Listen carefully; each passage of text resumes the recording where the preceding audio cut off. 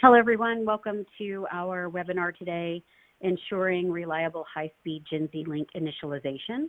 We are going to give everyone a few more moments to log in. So we will start about 2 minutes after the hour.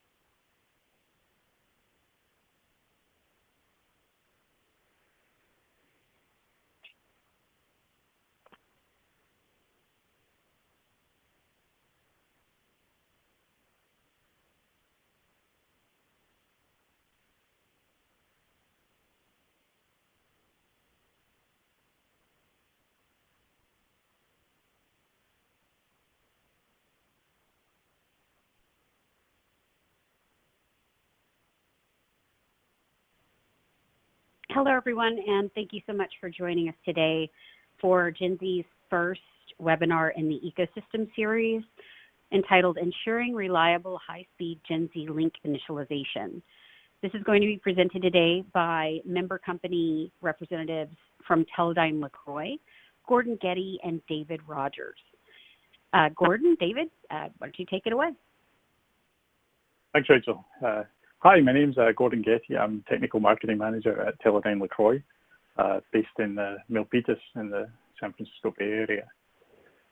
I'd like to welcome you to the webinar today. We're excited to be able to present to you around GENZ. It's an interesting time in the technologies, and we see lots of activity around the various different technologies, including GENZ. So we're excited to share some information about which we hope will be helpful for you with your debug and design of GENZ products. So this is a little bit of the agenda. We'll start with a little bit of welcome. I'm going to do some background on the GENZ fabric and just what is GENZ. We're going to talk about link training and different PHY technologies. So most new serial technologies are using some form of link training, and how that's important for making your design reliable when it goes into the field. We'll talk a little bit about compliance to the specification and how you test devices to make sure that they will interoperate properly in the field, some typical challenges, and then we'll finish with some tools and solutions for doing your debug and your design. So, a little bit of background about Teledyne LeCroy. We have been around for many years, since the mid-1960s. And we have a broad spectrum of products for different technologies, from protocol analyzers, oscilloscopes, and across many different fields and different technology segments. So these are, you may be familiar with some of these products, across PCI Express, SAS, SATA, Ethernet, some of our oscilloscope tools. So we're going to talk specifically about protocol tools and link initialization, which applies to GENZ. So just an overview of what we want to cover in the webinar today. So these are, like I mentioned, these high-speed serial data interconnects, they require high levels of reliability and ensuring that the links will establish and be maintained at the desired data rates, and the widths rely on effective validation of the link initialization process. It's interesting if you look at the technologies, for example, PCI Express has gone through 5 and almost into the 6th generation of it now. But principally, the many layers in the stack have actually stayed much the same, but each time the bandwidth and the data rate is increasing to higher and higher data rates. So it's more and more critical to make sure that these are still reliable even at these higher data rates. That's especially challenging when you're talking about the same kind of size, the same types of material to be used, and keeping the cost of it low. So the GENZ specification is interesting because it's designed as an agnostic specification for the different file layers. So the PCI Express and 802.3 file layers are currently supported. The latest 5 spec also supports the PCI Express Gen 5 specification, so supporting up to 32 gig of NRZ signaling. So we're going to talk about some of the common challenges seen during link initialization for both PCI Express and for 802.3 file layers, and how you can use a protocol analyzer to be able to debug and validate that these critical stages of operation are done properly. A little bit of background on GENZ. So GENZ is a technology that is designed as a memory semantic fabric. So it's kind of a different concept from memory in the past, and we see this across not just GENZ, but other technologies as well, including CXL. So which are really memory-focused technologies. These are not really storage-focused, so they don't apply to disk drives, for example. It's really about memory. So the idea of GENZ is it allows you to have a fabric of memory or pooled memory that's kind of outside the box, I guess you could say. So you can have different memory devices all connected to the same fabric and can be dynamically managed across a fabric. This is all a memory protocol, so it would be seen by the CPU just like memory. It's not got different additional layers to make it look like a storage. For example, NVMe is a higher layer storage, which has many layers of protocol, which also makes the latency much longer. Right? So the reason for having this GENZ concept is because of the emergence of these low latency storage class memory protocols. Storage class memory and persistent memory, for example. So this all looks like memory. It's not storage. That's something that's a concept that's important to grasp here. The key is that we're talking about sub-microsecond latencies.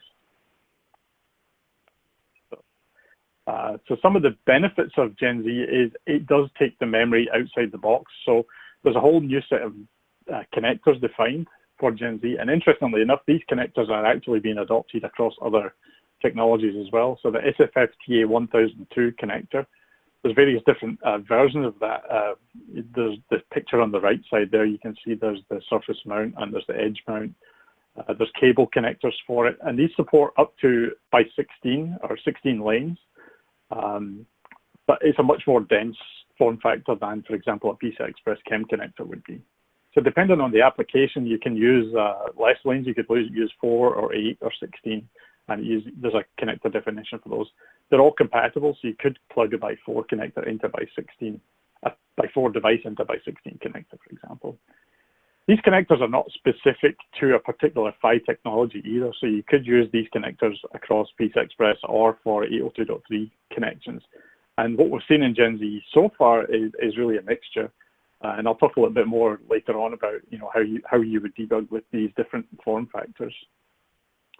It's interesting, PCI Express has adopted, or some of the SSDs have adopted the same connector for the EDSFF form factor. So that's using the SFFTA1002 connector, but using different form factors that look like drives, basically, but are much more optimized for things like cooling. It's also very scalable.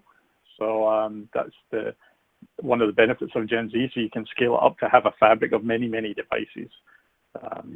That's not limited to single devices. The other picture I have there on the slide is a different form factor. You can see it looks a lot like a PCI Express card type form factor, and that's actually what it is a PCI Express card compatible form factor.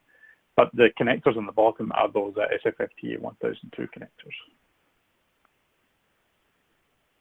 On the next slide. So like I mentioned at the beginning, these high-speed serial technologies, it doesn't matter whether it's PCI Express or 802.3 or USB or SAS, they all have some kind of link training. So the two devices at each end of the device at each end of the link has to somehow communicate with the other side of the link and negotiate certain things. So things like the link speed, the link width, which PHY type is using, and other capabilities of that PHY are negotiated during the link training. And each of these technologies has its own electrical specifications.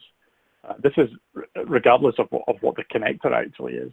And it's interesting, like, for example, in PCI Express, if you go through the different generations, the link training is all compatible back to the initial PCI Express 1.0, for example. So it's something that's negotiated. Now, GENZ supports PCI Express 4.0 PHY, and it's only compatible from a PHY perspective up to the link gets to effectively the L0 state.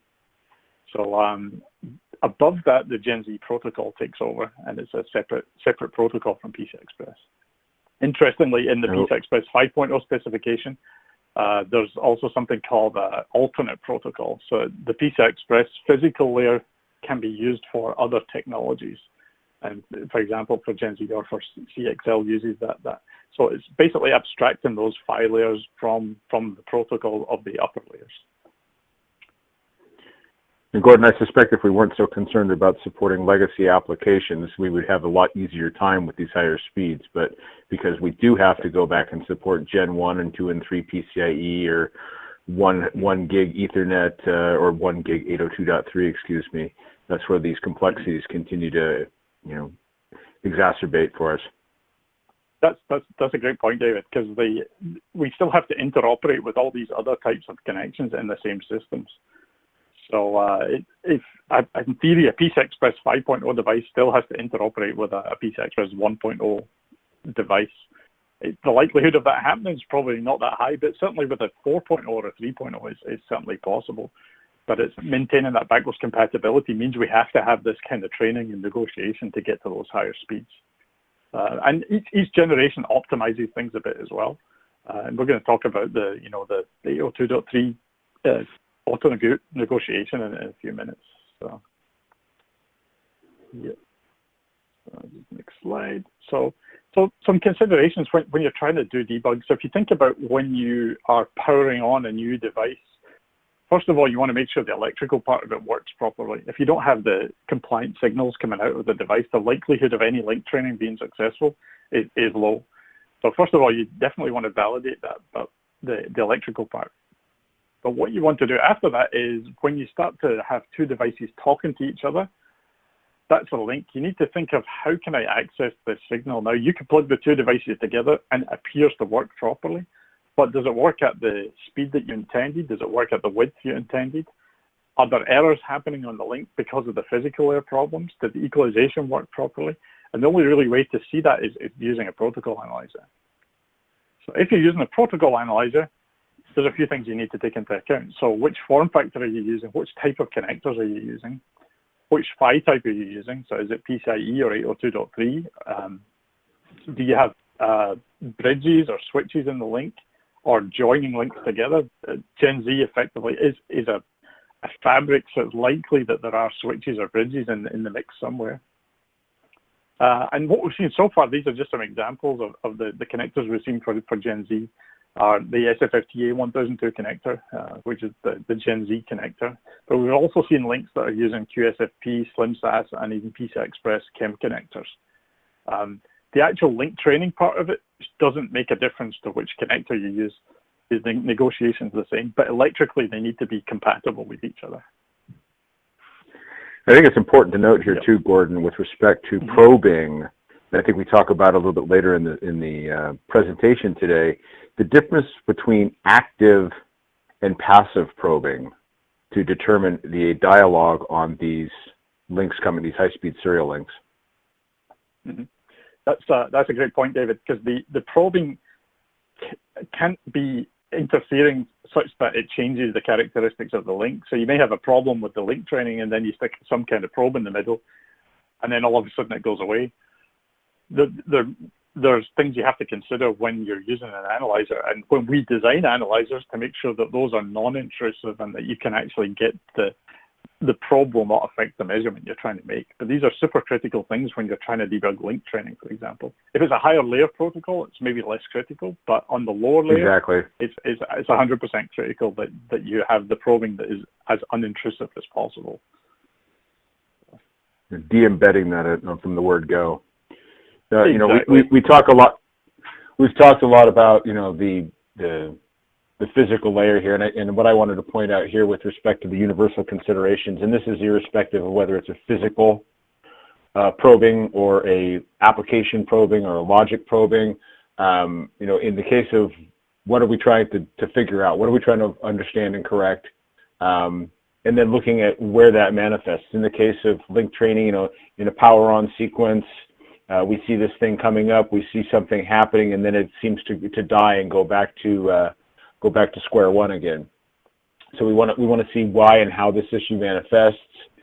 Is it reproducible? Can I generate that error myself? Can I force the error in the link that I'm trying to test, or is it something I see on a repeated basis at a specific time, or you know, how do I reproduce it, and is it reproducible? And of course, you know, to solve any of this stuff, we want to look at root cause and where can I find that? I can see symptoms, but are those symptoms the actual problem, or is that manifested from something else? Then, of course, you know, what are the steps we're going to take to fix it? And then I think lastly, and most importantly, especially in pre-deployment or redeployment of the technology, is can I test the fix before I send it out to the field and make them the guinea pigs, my customers? We don't like to have too many customers as guinea pigs. And this is, Gordon, why don't you take over, because this is your PCI physical layer representation, right? Yeah, exactly. So we get a lot of vendors asking us, you know, how do we debug these things? Can I use my scope? And this is what a scope trace is going to give you now. So for someone who is validating the electrical characteristics, this is the kind of thing that you would want to see. You can see what the signal looks like on each side of the link, and depending on how you set up the scope. This particular case is a PCI Express link. Looks like it's coming out of electrical idle and doing some link training. I can see those independently, but I don't see the interaction between them. So while this is really a critical part of the validation of the process, it's not the whole picture. And that's what we're going to talk about in the next few slides. If I take these analog signals and then decode them on a scope, I can see some limited decode. But what happens if these happen over multiple lanes? That becomes a lot more challenging to do with an oscilloscope.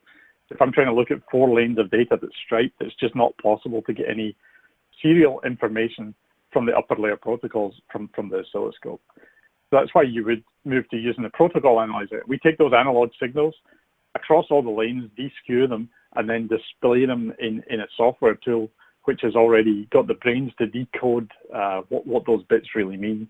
And it really divides it out into layers. So for a GENZ example, the higher layers are transferring data back and forth. That's really the transaction layer. But underneath that, there needs to be some kind of management of the packets across the link. Some kind of flow control mechanism, and this is common with any serial protocol, right? It needs to know when it can actually send packets across the link, and that's taken care of by the data link layer. And then underneath that, you have your link training. It's feasible that a link could come up at a lower width and speed and get into an operating state, and then the link layer establishes, and the transaction layer works, and so you could see traffic, but then you do a performance measure on it, and the performance isn't what you expect.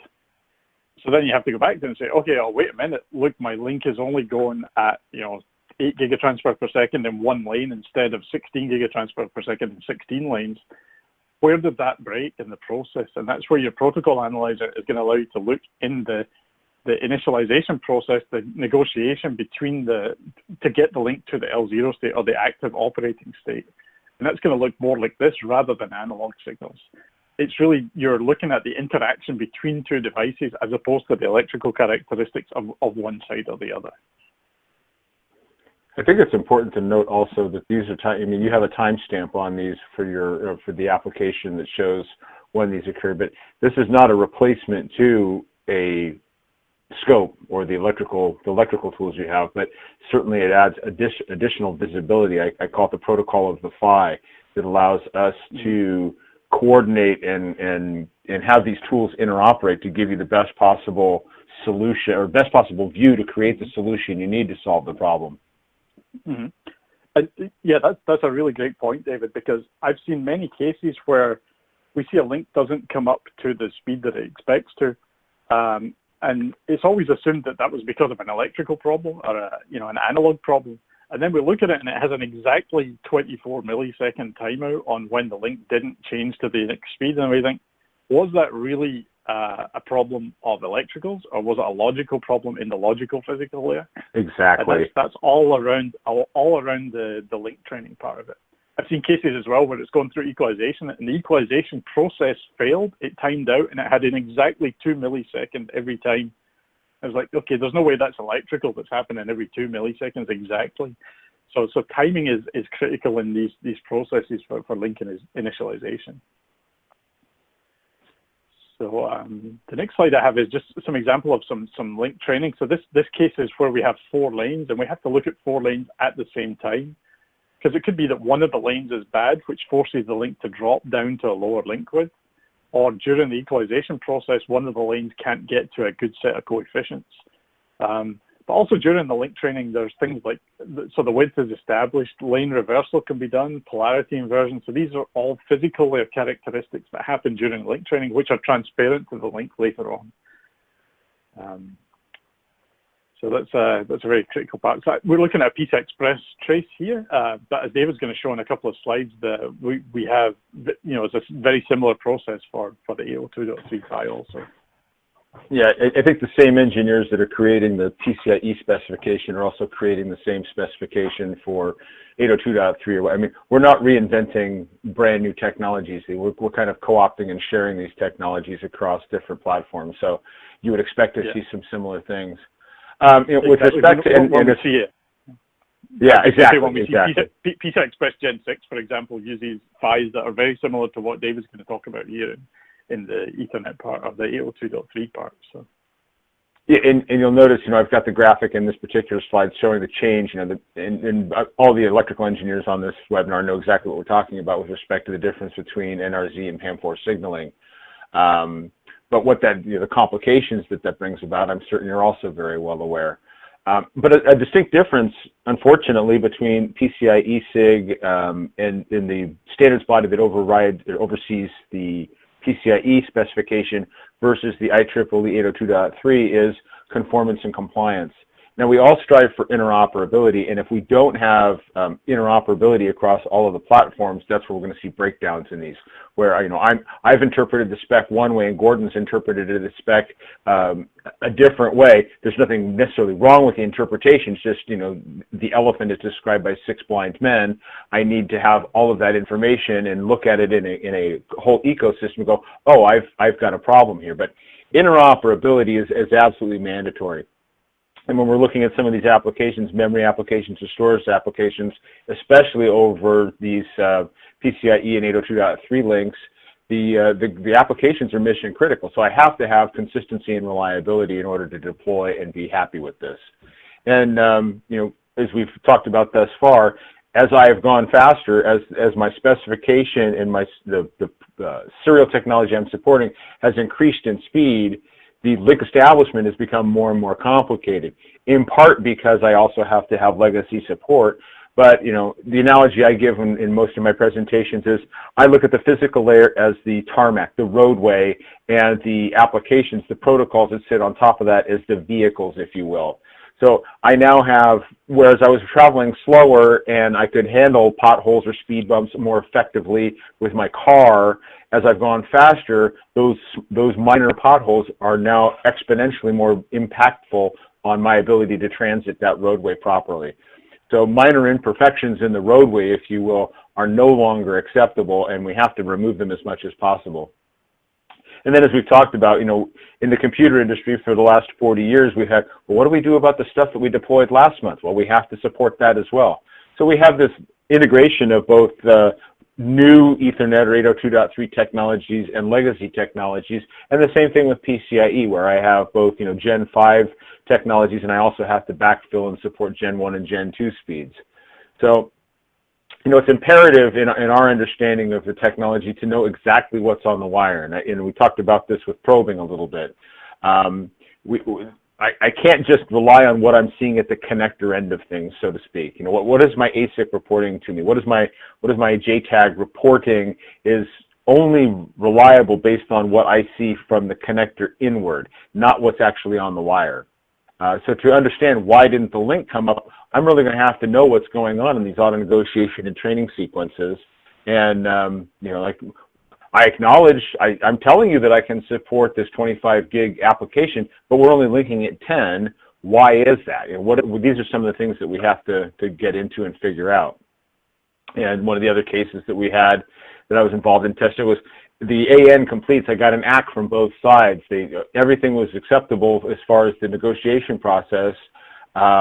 It started to go into training, but then it would return to auto negotiation.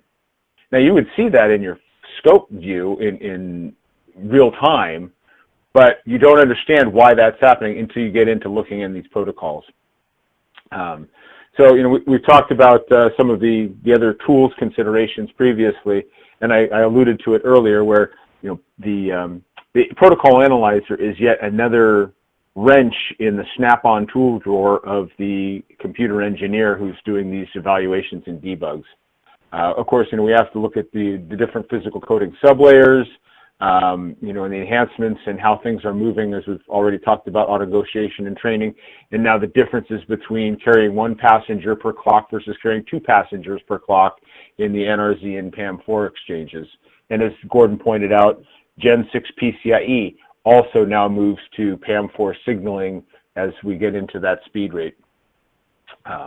I talked about the analog pass-through a little bit earlier, and I can't emphasize this enough. And for those of you that use scopes and other physical tools, you're very aware of de-embedding the effect of that probe or that tool in the environment.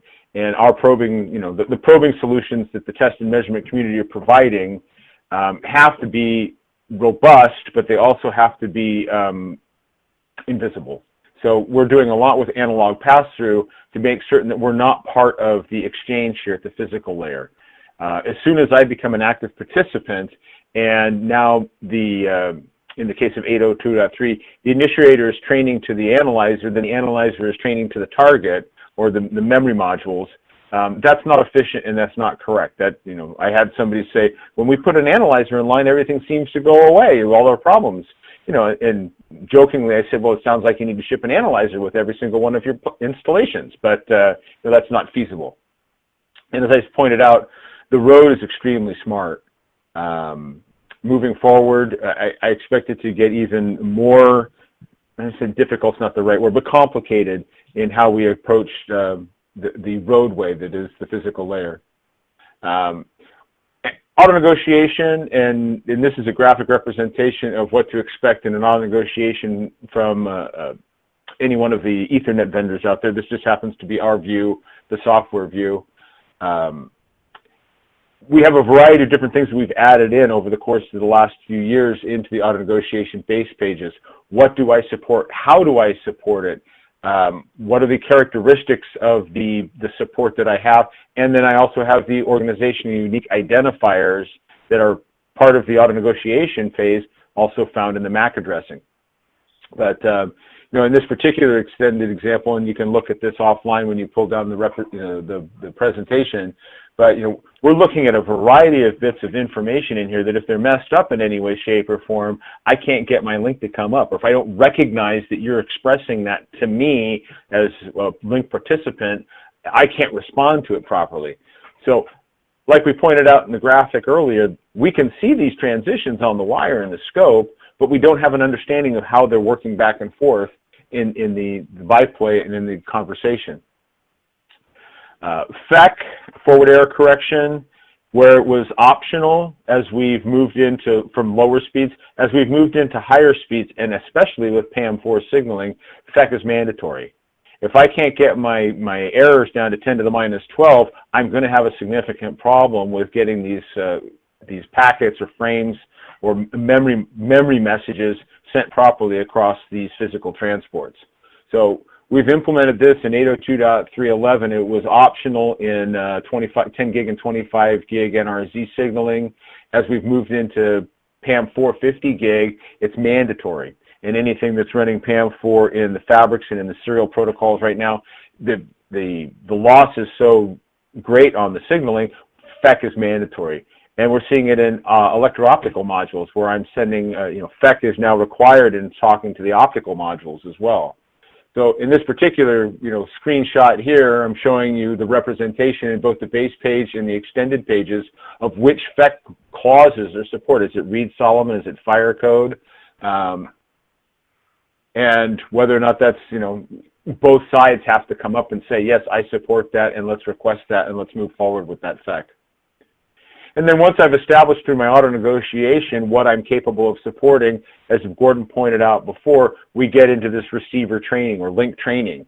The analogy I give to my dad is that the auto negotiation lets you know that we're going to speak French, and the training lets you know how fast or how loudly to speak that language. And because you talk about this to lay people, to our grandmothers and to our moms, and all they know is that Netflix didn't show up fast enough on their phone. Well, why is that? And these are the reasons why. And as Gordon pointed out, and I think I have it, is it in this slide or the next? So here's an actual representation of the chronological example of auto negotiation to the training transition that we've been talking about. So we have the byplay of the auto negotiation. We've seen that the auto negotiation is accepted. We've moved into the next page, and those OUI pages are also accepted.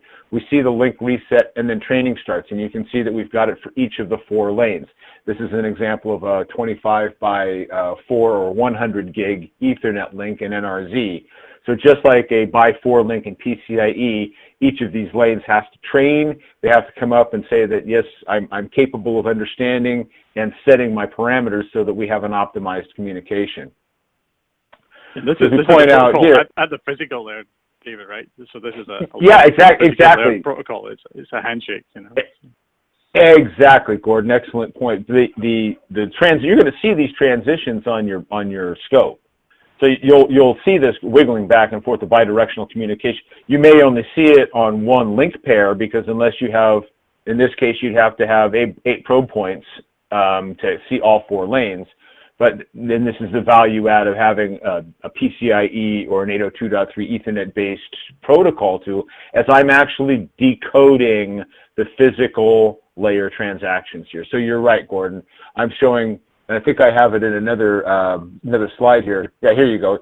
So I'm actually showing the coefficient requests, so I can see, hey, there's a lot going on. The receiver on port 2 or the initiator side of lane 2 is having a real hard time getting a lock and getting this training done. So I can really drill in and I can see that maybe there's a problem with the connector on that particular thing. Maybe it's a logic problem, but you're not going to be able to decode this quickly with a sampling scope or real-time scope. So what the tools, the addition of physical layer protocol tools provides is a quick and in-depth insight into what's actually going on a lane-by-lane basis.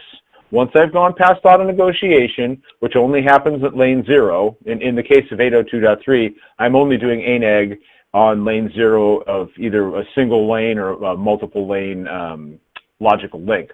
So once I get to training, a whole new set of parameters need to be, and in the case of PAM4, not only do I have to do training at the NRZ, so I have to support my coefficients for supporting the legacies, but then I transition into line rate PAM4 training. So the training, if anybody who's following the spec knows, the training in the link bring up is now almost 2x to 3x from what we saw previously. And to the uneducated, maybe that's okay. But I know that we're going to have users that are going to unplug things and plug them back in thinking things aren't working. So optimizing this training now to reduce the amount of time it takes to get a link to come up will certainly save the frustration of the user and a lot of unwarranted calls to say, hey, your product isn't working properly. But this is the kind of what we expect you want to see in the case of I've got link bring up issues. And with that, Mr. Getty, I'm going to send it back to you to talk about the Summit M5X. Sounds good. Thanks, David. So yeah, we as a protocol analyzer company, we have to decide which technologies we're going to support, and those are determined a lot by what the PHY layers are. And this has been very interesting time over the last couple of years on which boxes we have which support which technologies. So it's interesting. David and I have we support different product lines, but we're actually supporting the same technology across different product lines.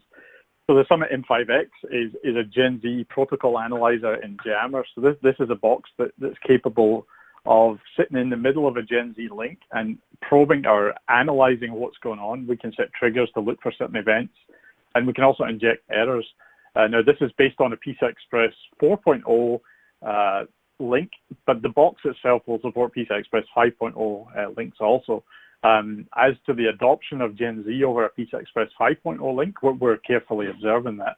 But we certainly see a lot of activity around PCI Express 5.0, but GENZ is the protocol that sits on top of that, and the way that the spec has been written is that it's kind of independent from that PHY layer. But this box in particular will allow you to analyze GENZ links. So it has a special software which will recognize when the link gets to the L0 equivalent active state, then it knows that it's GENZ traffic. In terms of form factor, the box itself natively supports the PCI Express CHEM form factor, but as I mentioned earlier in the presentation, there's many different form factors.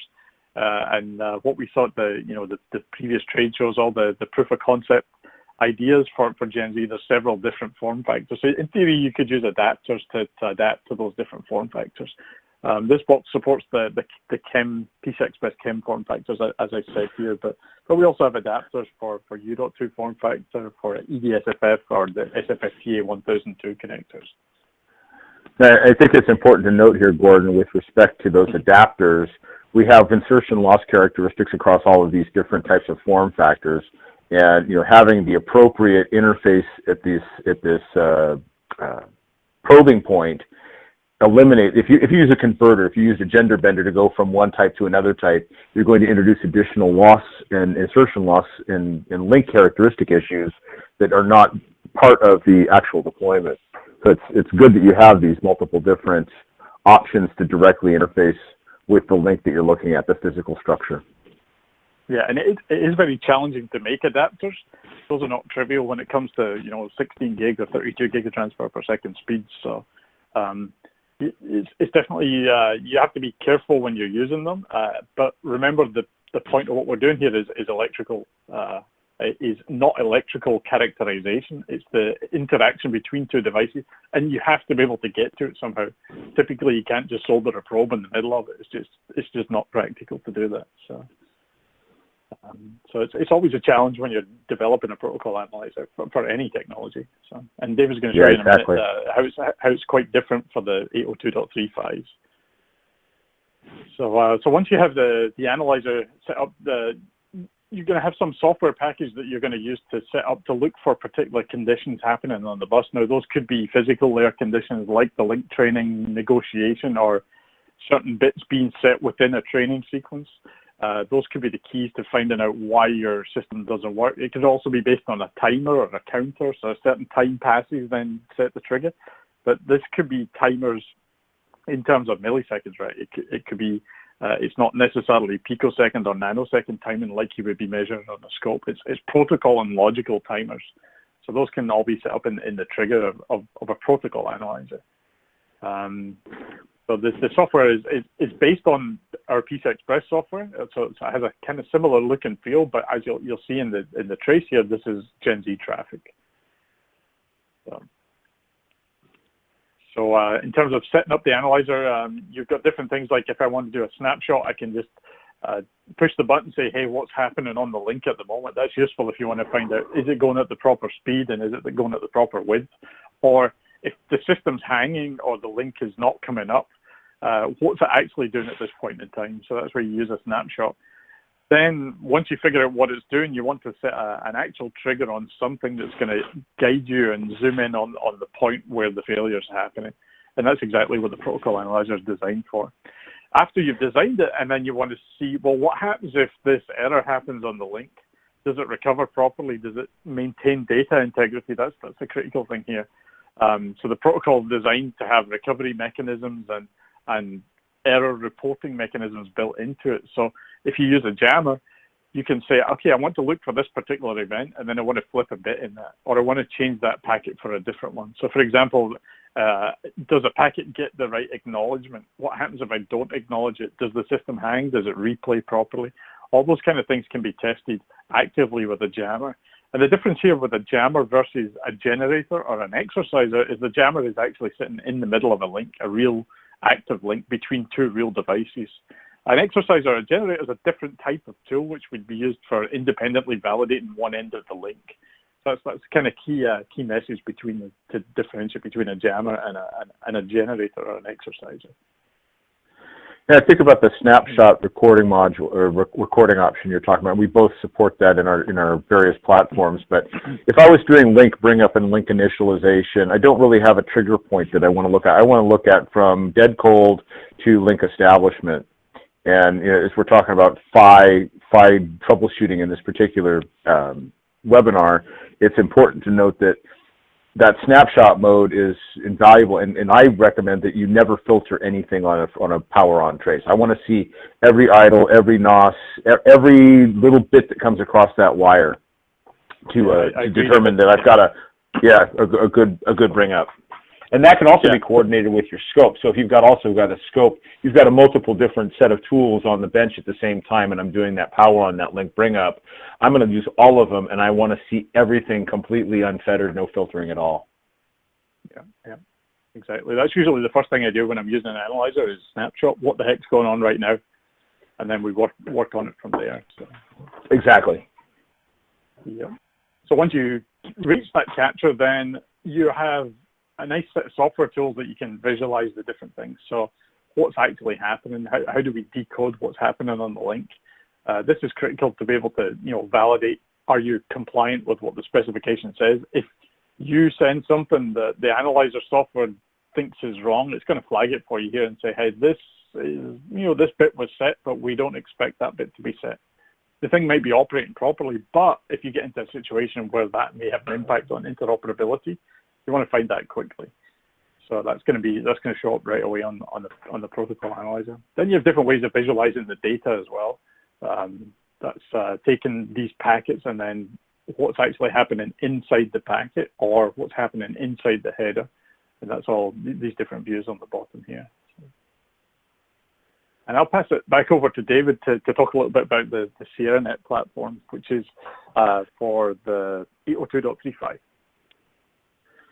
Yeah, thank you, Gordon. And I think one of the things that we talk about, and I'll jump into what these things are in a second, is I've alluded to it a couple of times that the protocol tool is just the protocol analyzer is just one of the tools in the tool chest. And in the case of the triggering, the ability to use both physical and logical triggering capabilities to have it help you zero in on the issues is key to the value of the tool. In the case of the 802.3 analyzers or Ethernet analyzers, there's basically three different platforms that I would recommend that people investigate and look at for their purposes. If you're doing nothing but staying in the NRZ space, then I think the 328 platforms are ideal for you. In the case of link bring up and a truly passive tap, and we separated the two different platforms in that speed bump on purpose, because we wanted to really create a very effective, non-intrusive probe technology, and so we deployed that in the T328 product. So that's the one that we recommend for any of the link bring up issues, and really, I don't want to be an active partner in any link negotiation and bring up. That's not my role in this. Moving into the 328 platform, the M328 platform, this has the active probing or the retiming technology. And this I would use if I was trying to generate corner case test scenarios. And in the case of, Gordon, I can't speak for yours, I don't remember if the jammer does physical layer jamming, but we support auto negotiation and training sequence jamming. So if you had a problem with a specific vendor and you're trying to recreate that in the lab, you can generate this stuff, and we can actually jam, just like Gordon was talking about, real-time packet matching. Oh, I saw this packet, now I'm going to turn this packet into an electrical idle. I'm going to change the value of that packet change the auto negotiation, maybe say that I don't have FEC turned on or FEC capable or requested. And then moving forward into the latest product line that we've deployed, the lower box here is the new 648 platform, which if the people are moving into, if the Gen Z community is moving into 50 gig PAM4 signaling, then you're going to need a tool that gives you the visibility for both today's technology and the legacy technology. So, what can we analyze in JAM? Effectively everything from the physical layer all the way up to the application space. So in the case of what we're talking about today, the PHY layer stuff is really, really important. I can't get my packet, I can't get an application to operate if the PHY is not coming up. So we're looking at, in the case of the 802.3 tools, I'm able to tap DACs as well as optical links. Apologize for that, folks. I'm able to tap, look at both optical and electrical signals in this particular environment, and focusing on twin-ax. I can use an RJ to twin-ax converter, if you will, but there doesn't seem to be a whole lot of that going on. The controlling software for the hardware is, in fact, what we call our Net Protocol Suite, and this is what's giving us all of these views into the actual goings-on the bus itself. Representation of a couple of the screenshots here, but integrated in such a way as that it's going to give you both your solution, your analysis and jamming capabilities in the common platform. It's the same across all of the SierraNet platforms, so that the user can, and you can correlate these things with the PCIe. So what we see a lot of in today's transport agnostic protocols is it starts at the root complex, it transitions over the PCIe bus, it hits a NIC bridge, and then it goes out over some sort of fabric. Well, I want to be able to correlate these things together. So we have a common, as Gordon pointed out, we have a lot of commonality, even though the look may be a little bit different, but things like timestamps and how we represent the information, which I think is beneficial if I'm actually going in and doing these deep dives. One of the other things I think is important is, we're not the end-all be-all. A protocol analyzer and its GUI is not the end-all be-all in the test environment. So the ability to have the integration into your test harness is imperative. So we've added Python API scripting and automation techniques into the tools to make it that much easier to put this into an environment that you might otherwise be building on your own. We were asked, when we were going through the review on this, where would you place Analyzer? And of course, Gordon has the connectors in a what we call an interposer, which is coming off the base or the root complex and going out to an endpoint. In the case of a protocol analyzer for 802.3, in mine, it's an inline tool. And the benefit of inline is I'm not relegated to only the information that the connector or the backside of the connector can provide me. I do, in fact, see everything real time, catch every bit and byte and D word moving across. So as we pointed out with the snapshot mode, I'm going to invoke snapshot mode. I'm going to disable all filters. I'm going to look at every bit on the wire. And to do that, I plug in and I become not part of the link, but I tap the link, as my colleague Jim talks about it. I become a bump in the wire and, capture everything. And especially with the auto negotiation and training, I can't emphasize that enough. You don't want something that's retiming that. So this analyzer placement is in line with any of the links under observation. And then multi-protocol benefits. So complete visibility, we've talked about it, we've beat this horse until it's glue. It's really important. You have to be able to see all of these things happening real time and live. And in the case of validation, compliance to the specification, of course, PCIe has a logo certification and a more stringent compliance and certification program, which makes it easier for users to say, buy something off the shelf and plug it in and have a sense of surety that it works. That sort of compliance and validation is now pushing into other non-specification compliance standards bodies. IEEE doesn't, T11 doesn't have a standard certification. You can't put the fiber channel stamp or the Ethernet stamp on this without having this. But that the whole interoperability ecosystem is forcing that. So we do need validation of how you interpret the spec versus how I interpret the spec. And again, the analyzers specific to the PHY technologies, I'm not going to be able to see, I need to be able to see both the physical layer and the GENZ traffic moving at the same time to understand how they're interacting and inter-affecting each other. And that the ability to put in deterministic errors allows me to troubleshoot and see how my implementation is working vis-a-vis do I recover quickly? Do I have any lasting effects from errors that I need to address in my designs? And, you know, I think we've talked about it. Not only is this capable, and Gordon talked about this probably more in detail than I did, but not only are these tools useful at the PHY bring up and the power on level, but these are lifetime tools. As I go through this from, you know, power on to development and design to validation to customer support, QA and customer support, these particular tools do carry forward with that because they are looking at the entire physical to application space environment for whichever fabric they or physical layer they happen to be taking up. And Mr. Getty, this is, I remember this is a very lovely booth that we had there this year. Yeah, I was really impressed with the attendance and the interest in GENZ at the Supercompute conference in November last year. If I look at it compared to 1 year before that, it was a huge increase in interest, not just in the size of the booth, but the number of devices there, the types of devices that were there. So it's really encouraging for the GENZ community that we see this development. You know, we had the analyzer and jammer shown there in the booth. This year, obviously, with less trade shows happening, that's going to be more challenging for us to get out there, but it's great and very encouraging to see the activity. There's a MOU was announced earlier this year between GENZ and CXL, and I think that's putting even more new energy into the whole memory concept. So I think the next few months are going to be really exciting as far as GENZ and moving forward. And just quick summary. The protocols like GENZ are transport agnostic.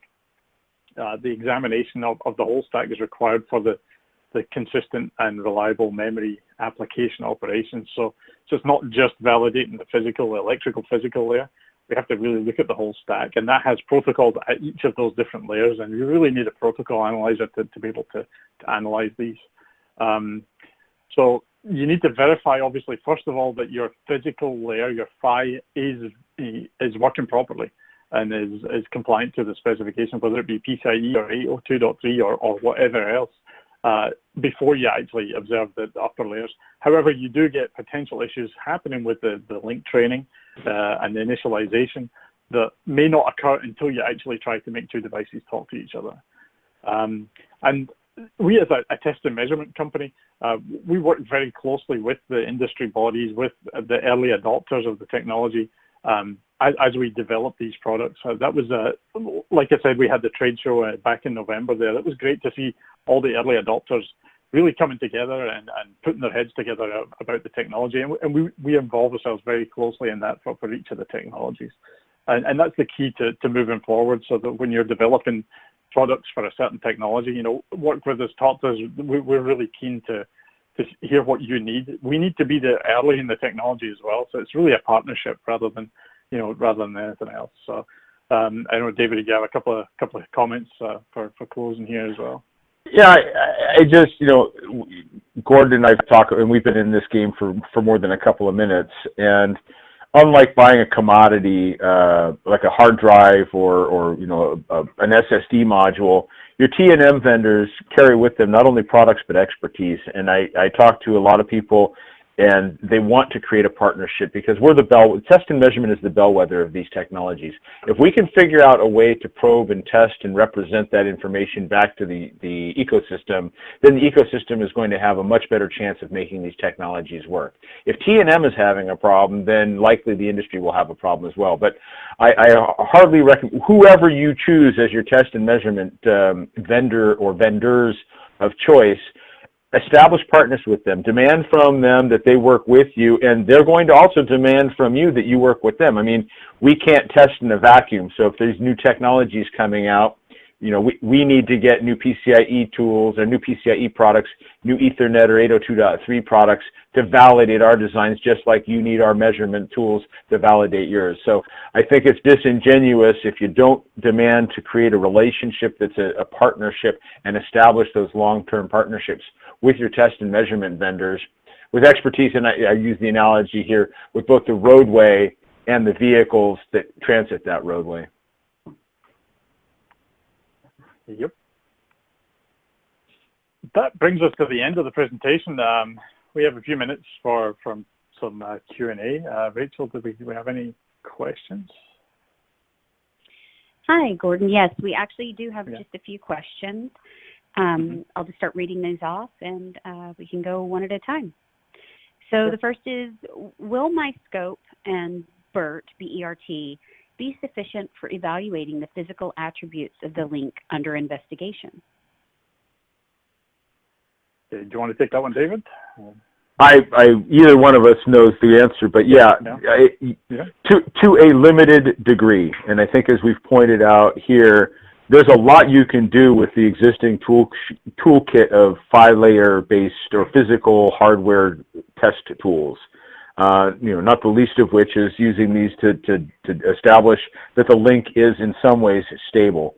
But I think the problem with those, and as Gordon articulated in a couple of his slides and I've spoken to, is you don't get the visibility of what each of the sides are saying. You can see that it's kind of like watching people speak on a cold winter's day. You can see that they're speaking because there's steam coming out of their mouth and condensation, but I can't understand the dialogue. I can see certain things, but I really need to use the BERTs and the scopes in concert with other tools, be that a generator exerciser and or a protocol analyzer. So whereas those used to be sufficient for the lower speeds and the lesser complex technologies that are deployed in those lower speeds, you're doing yourself a disservice by not adding additional tools at this point in time. Great. And as a follow-up to that question, there was a secondary question. Do protocol tools replace these? I Absolutely think not. They're really complementary. Yeah, you need both. It's not one or the other. So. Exactly. Tools are looking at different things. It's like David said about, you can hear them, but you can't understand what they're saying, sort of thing. So, yeah, it's definitely not a replacement. So. Okay, and we have time for one more question, I think. I know you've got just a couple more slides here to go through. So the last question that I have here is, are GENZ tools available now? So they are, yeah. The Summit M5X that I showed you there in the presentation, that is available and shipping. We started shipping that last year. So it's one of the first tools available for native GENZ testing. As time goes on and the technology develops, we're constantly watching to see which tools are needed for debug. And David has the tools for 802.3. We have PCI Express Gen 4 and Gen 5 tools available right now. So we're if you need any information on those, please reach out. No problem. I think it's important also to note, Gordon, as these specifications roll, and we come up with a different communication, or we add more value into the specification. These tools are dynamic, and we follow, both Gordon's team and my team follow the applicable specifications and revise the operating functions of the tools so that you're not locked into last year's or this year's specification compliance and have to buy new tools. They are living tools. As the specs roll, as the GENZ spec evolves, Gordon's team and my team will improve the decoding for those specifications for the analyzer to comply with those new specifications. So I think that's definitely an important thing to note, is that the specifications are living documents, and if somebody comes up with a new way of, just like putting GENZ over PCIe and 802.3, it wasn't envisioned by the PCIe founders that we would have this, but we've created an abstraction that sits on top of that. So we adapt and put in new decoding schemes and update those to support the specifications. Yeah, and I think we don't just wait on those specifications coming. We're actively involved in. No, we're ahead of them. That are actually creating those specifications. So we have to be have tools available when needed. So. Yeah, I guess I just had a couple of other slides. Just some references. These are the current revs of both the GENZ specifications and the mechanical specifications. So feel free to go grab those from the website. There's an increasing list of consortium members, which is great to see for GENZ. Obviously, we're one of those. And that pretty much wraps it up for the presentation. I'd just like to say thanks very much for joining us today, spending an hour of your day with us. It's always a pleasure to be able to reach out to the community. And feel free to contact us if you have any further questions that we can talk about offline. Yeah, thanks for having us. It's good to have the opportunity to chat with our industry. Great, and thank you both so much for participating today. We will be having more webinars in this ecosystem series, and we hope that folks will join us for those as well. And thank you again. Have a wonderful rest of your day.